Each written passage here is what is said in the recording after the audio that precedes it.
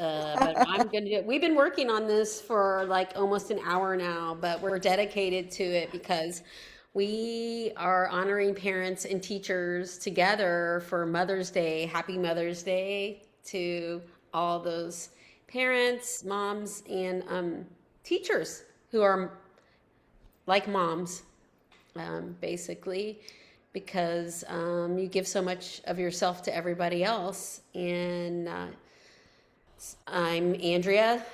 We just came back together. Lori and I have been collaborating together for about a year now, and we have this group on Facebook called the Support Circle. And but we're live streaming on YouTube, but we'll put that into the Support Circle for you to, you know, watch or come to the next live event after we figure out the technical things. I don't know if you remember me, but I am an educator elevator. I help teachers find ways to calm their nervous system through developing healthy rituals that over time create the momentum for life changing overall happiness and calmness, and that's very important, especially when you're a person that gives a lot. You need to give to yourself first and find those ways. And Lori Bloyer, she is specializes in working with parents who have neurodivergent children, and she does kind of the similar thing about calming the nervous system and really connecting within yourself so that you can respond instead of react, and thrive instead of survive. So I wanted to step in real quick because we've been working on this for a while and I really want to get my message out. I made a video the other day of this beautiful blossom. It's a lilikoi vine that's in the backyard. And I was so shocked because there's probably over 50 of these blossoms on this vine, and I've never seen this many at my house. And it got caught my attention because of that. And when I saw the blossoms, I realized that I wasn't focusing on the blossoms. I was focusing on what I didn't do for the week. Like I have all these things set that I want to do, or these rituals that I want to do to help myself, but I didn't do everything. And so instead of me focusing on the ones I did do, my small wins or my blossoms, I focused on again what I didn't do. Then you get trapped back into that cycle of guilt of not, being the best parent you could be, or not, having the best lesson plan, or whatever it is, because you can't do everything every week. And I just really wanted to tell you that these blossoms to me then symbolized the small wins or the seeds sown or your steps taken every day to improve your life. And it's necessary for you to find ways to care for yourself so that you will have the capacity to care for others. And the steps, they don't have to be huge. You don't have to run 10 miles a day. And it could be as simple as keeping a gratitude journal in the morning, or even watching the sunrise. So today we're talking about how to see your small wins or your blossoms, celebrate them, and use them for momentum. We'll be covering why self-care is essential, and showing yourself grace over perfection, and give you a couple tools to use this week. And this is a conversation where we're going to be safe to share. And if you want to comment what your small wins are in the comments, that would be great too. It's a safe space with no judgment. So Lori, let's dive in. Let's go. Yeah. And of course, we want to definitely honor all of the mothers. We know we did this intentionally to meet all the mothers on Mother's Day. So whether you finish celebrating, you haven't celebrated yet, or are about to celebrate, we just honor all of you mothers and whatever form you're in. So thank you for being here watching live, or for watching us on the recording um, in our special Facebook group. So yes, welcome, welcome. Did you want me to start? Did you want me to go next, or? Yeah, I guess so, but I can. we're Do you just want gonna me? Yeah, go for it. Whatever you want to do. If you want to keep going on your train of thought, it looked like you were on a great train of thought, so I'm just like you keep going. Well, I think that what we were going to do real quick is like, get into the main conversation of it for a few minutes. It's Hmm. not going to be a lot of time, but it is important to really bring your focus into um, the teachers and parents. So I guess I can speak from a teacher's perspective or to the teachers, but parents are teachers too, and teachers are mom. It's just so interchangeable. But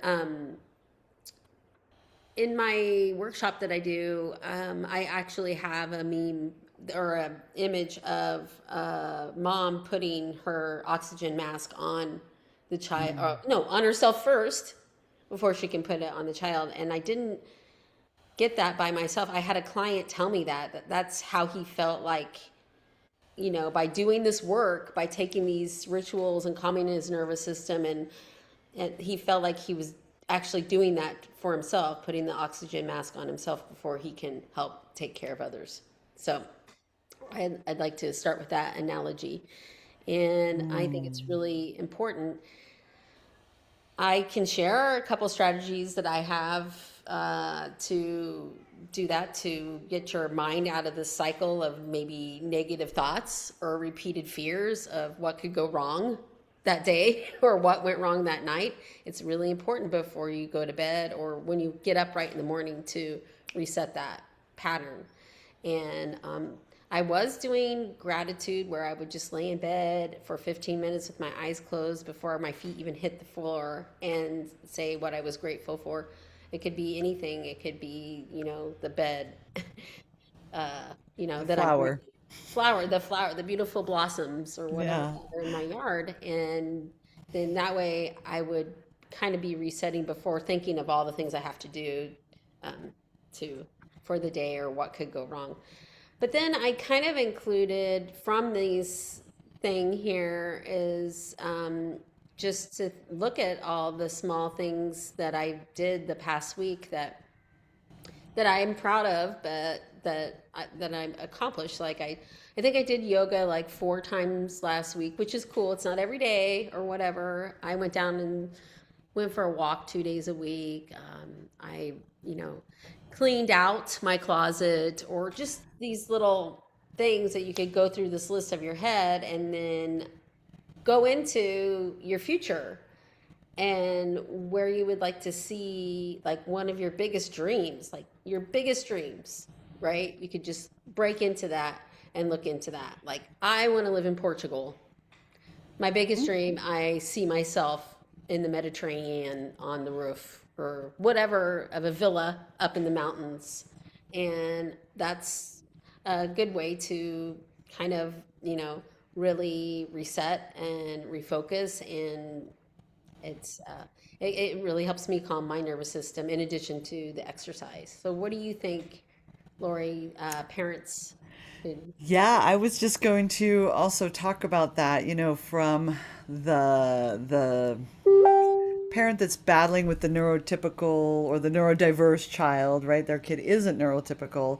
Sometimes this time of year or these holidays, sometimes are really challenging. I know being a parent of a neurodiverse child, when Mother's Day came around and I kind of went into the comparison trap, right? Of I'm not getting the flowers. I'm not getting the, you know, the Hallmark card kind of Mother's Day. My Mother's Day is messy and it's hard. Sometimes it was, meltdowns early in the morning or my kid crying, and it was sometimes really ugly and it wasn't a beautiful Hallmark card. So I'm here to say, not that it's a boohoo moment, but it's a reality, right? This is what we have to deal with when we have children who are neurodiverse, right? It's not maybe a Hallmark card. And I really want to just please hear that I honor and celebrate and the power and the beauty that it takes to go through the messy and still come out the other side and think, yeah, this is not perfect and beautiful, but I honor the fact that I'm still a mother, or I honor the fact that I went through the hard thing and get to hug my kid now, or I honor the fact that we weathered that storm together, whether it was the meltdown or whatever. But just taking time, like Andrea just said, the little things. If we can just take time to just honor the little things, like, oh, he tied his shoes today without me reminding him 50 times, or oh, we got out the door on time today. That actually is a big thing, probably. The little things, or just, yeah, the my child and I went for a walk today, or came up and actually just gave me a hug for Mother's Day. I didn't get a present, I got a hug. And so just looking at those little things and knowing that we are the best parent for these children, that's possible. So we were given these children to raise and to care for, and it's hard and it's messy. But if we can see the small things and the beautiful things, then and the amount of work that we are doing for these kids, and these beautiful, beautiful children that are having so much support from us, right? If we can see all of that, then I think this is a beautiful holiday. It can turn into such a lovely holiday. And tomorrow, when it's not a holiday, and the day after, if we can remember these things, these small wins, these giving ourselves grace in these moments, that's what I would add to that for sure. Well, I think that as a teacher and as a parent, we're really good at finding the good in the students or the children. And that's kind of a Hmm. strategy. I've always had to make that connection. Like, even if the kid isn't doing his work or isn't, 100%, you can find something to Hmm. focus on that's good and bring that as a positive phrase. Like, oh, well, I see you're not, done, but I'm glad you're quiet right now. I'm proud of you for sitting down. That's great. And I think that we should look more at ourselves like that.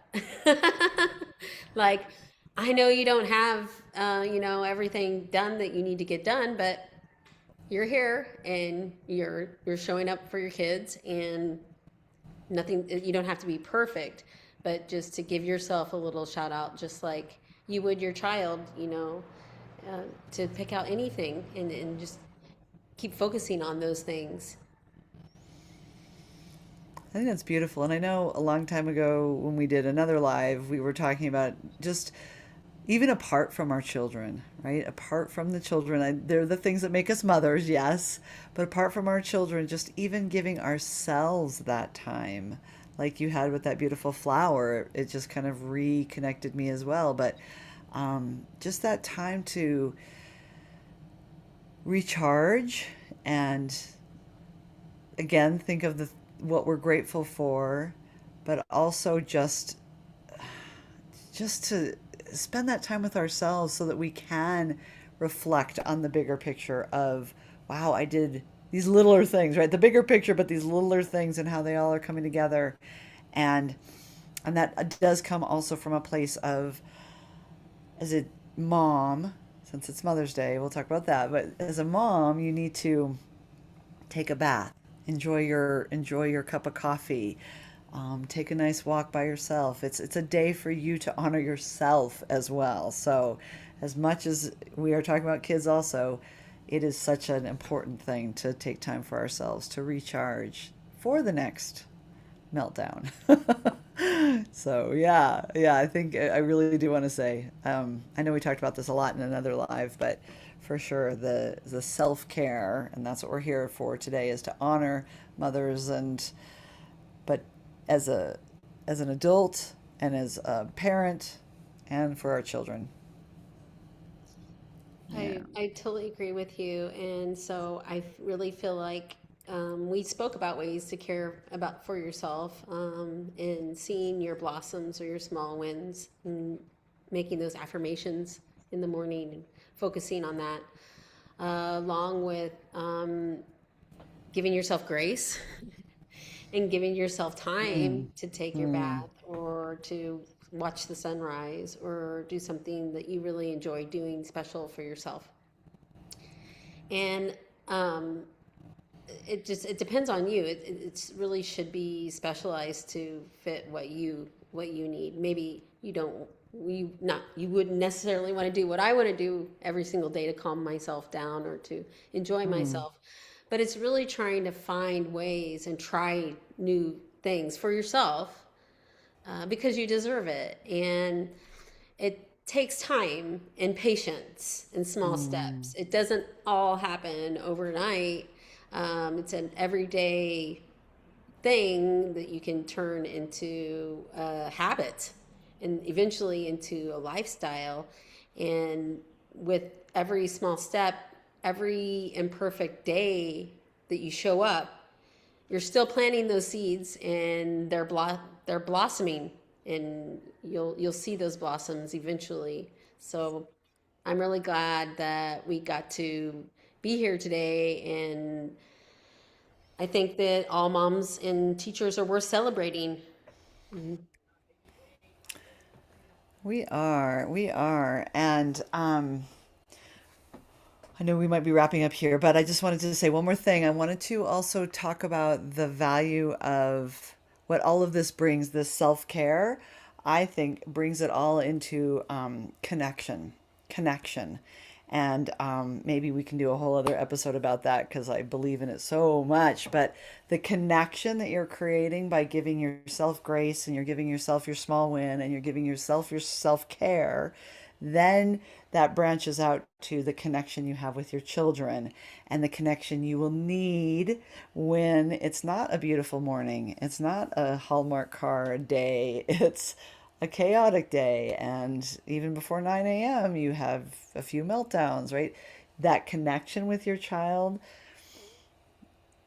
that you can just be present for them, will move mountains in your family, and it will get you all through the hard times. So I think it's not just self-care for self-care's sake, right? It's self-care for that deeper purpose. So I just want to make sure we hear that too. No, I'm That's, glad you brought yeah. that up, because that's like the whole point of it, is so that you can, respond instead of reacting in Yes. a Hmm. situation as a teacher and as a parent.